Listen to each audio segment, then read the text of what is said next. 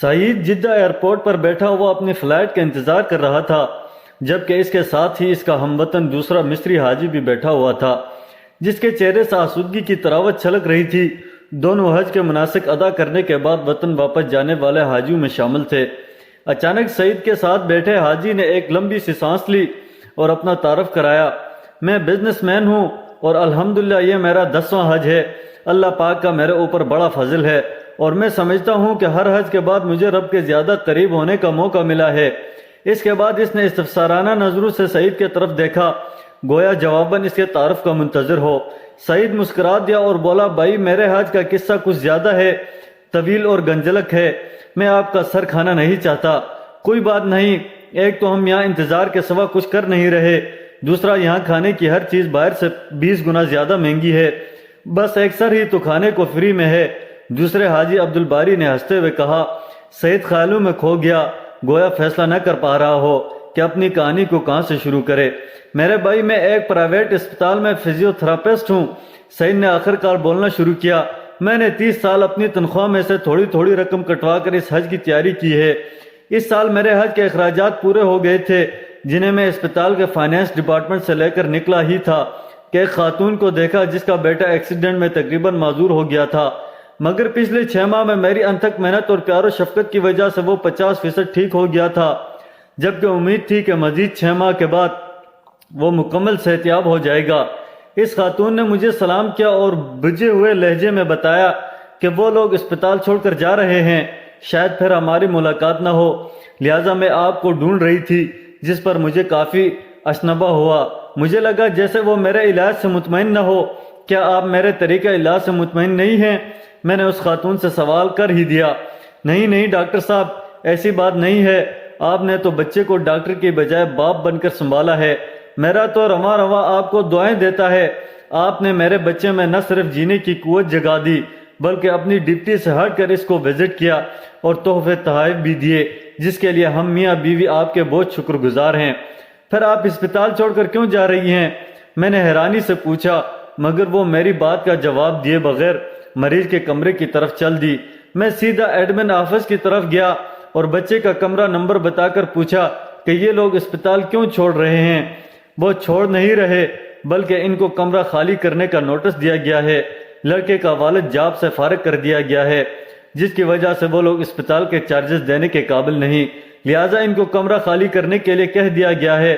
میں وہاں سے مینیجر صاحب کے آفس میں گیا اور ان سے درخواست کی کہ بچے کو علاج جاری رکھنے کی اجازت دی جائے، مگر میری بات ابھی پوری بھی نہیں ہوئی تھی کہ مدیر نے نہایت رکھائی سے کہا کہ سعید، یہ ایک پرائیویٹ اسپتال ہے، کوئی چیریٹی ادارہ نہیں ہے، یہاں وہی علاج کرا سکتا ہے جو اخراجات کی سکت رکھتا ہے۔ مدیر کا دو ٹوک جواب سن کر جو ہی میں مڑا تو میرا دایاں ہاتھ میری جیب سے ٹکرایا، جس میں میرے حج کے پیسے رکھے ہوئے تھے۔ دفتر سے نکل کر میں نے آسمان کی طرف دیکھا اور کہا کہ اے اللہ، تو اچھی طرح جانتا ہے کہ مجھے تیرے گھر آنے کا کس قدر شوق ہے، اور اب جب کہ میرا خواب ایک حقیقت بننے والا ہے تو اس بچے کی زندگی کا سوال کھڑا ہو گیا ہے۔ اے اللہ، میں مجبور ہوں، مگر تو بے نیاز ہے۔ میں حج پہ نہ آ سکا، تب بھی مجھے اپنے فضل سے محروم مت کرنا۔ میں وہاں سے سیدھا اکاؤنٹنٹ آفس میں آیا اور اس بچے کے اگلے 6 ماہ کے اخراجات جمع کرا کر اس کے ڈسچارج آرڈر کینسل کرا دیے۔ الحمدللہ میرا دل سکون سے بھر گیا تھا، مگر حج پہ نہ جا سکنے کی کسک اپنی جگہ تھی۔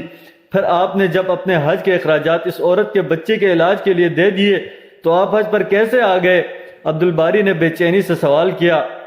تو اس نے کہا کہ جب گھر آ کر لیٹا تو حج کے مناسک کا ایک ایک منظر میری نظروں میں گھوم رہا تھا۔ میں نے کئی بار بیت اللہ کا خیالی طواف کیا تھا، کئی بار لبیک اللہم لبیک کہتے مجمع کے ساتھ اپنا آواز ملا کر ان کا حصہ بن گیا تھا۔ پتہ نہیں کب میری آنکھوں سے آنسو بہنا شروع ہو گئے اور میں بہتے آنسو کے ساتھ ہی سو گیا۔ میں نے دیکھا کہ میں بیت کا طواف کر رہا ہوں اور لوگ مجھے میرا نام لے لے کر حج کی قبولیت کی بشارتیں دے رہے ہیں۔ اے سعید، اللہ نے تیرا حج قبول کر لیا، تو نے زمین سے پہلے آسمان پر حج کیا ہے، ہمارے حج کی قبولیت کے لیے بھی دعا کرو۔ اسی کیفیت میں فون کی گھنٹی نے مجھے جگا دیا۔ فون پر اسپتال کا مینیجر تھا جو کہہ رہا تھا کہ اسپتال کا مالک حج پر جا رہا ہے، وہ اپنے خاص معالج کے بغیر کبھی نہیں جاتا، مگر اس دفعہ اس کے معالج کی بیوی شدید بیمار ہو گئی ہے، جو بیوی کو اس حال میں چھوڑ کر باز کے ساتھ حج پہ نہیں جا سکتا۔ لہٰذا آپ کو ان کے ساتھ بھیجنے کا فیصلہ کیا گیا ہے۔ آپ اپنے ضروری کاغذات اسپتال کے ایڈمن آفس پہنچا دیں۔ میں نے سب سے پہلے تو شکرانے کے نفل ادا کیے، پھر کاغذات آفس والوں کے حوالے کیے۔ یوں اللہ پاک نے مجھے اپنے گھر بلانے کا انتظام کر دیا۔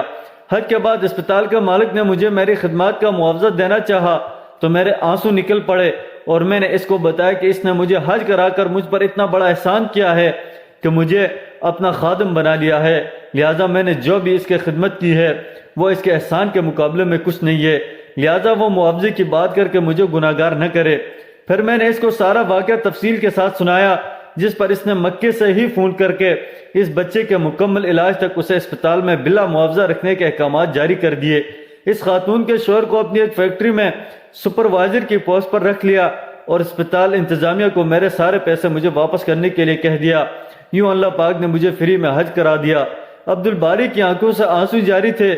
اس نے اٹھ کر سعید کا ماتھا چوما اور اسے مبارکباد دی اور کہا کہ میں سمجھتا تھا کہ میں نے 10 حج کر کے اللہ پاک کا بہت قرب حاصل کیا ہے، مگر آج مجھے لگتا ہے کہ میرے ایسے 1000 حج بھی تیرے اس ایک حج کے برابر نہیں۔ میں تو خود حج پر آتا رہا، جبکہ تجھے تو اللہ خود ہی اٹھا کر اپنے گھر لایا ہے۔ حاجی سعید، اللہ پاک سے میرے حج کی قبولیت کی دعا بھی کر دو، اللہ تمہارے حج میں برکت دے دے۔ ناظرین، یہ تھی ہماری آج کی ویڈیو۔ اگر ویڈیو اچھی لگی ہو تو لائک، کمنٹ اور دوستوں کے ساتھ شیئر ضرور کیجیے گا۔ مزید ایسی ویڈیوز دیکھنے کے لیے جڑے رہیے گا ہمارے ساتھ اور چینل کو سبسکرائب کرنا مت بھولیے گا۔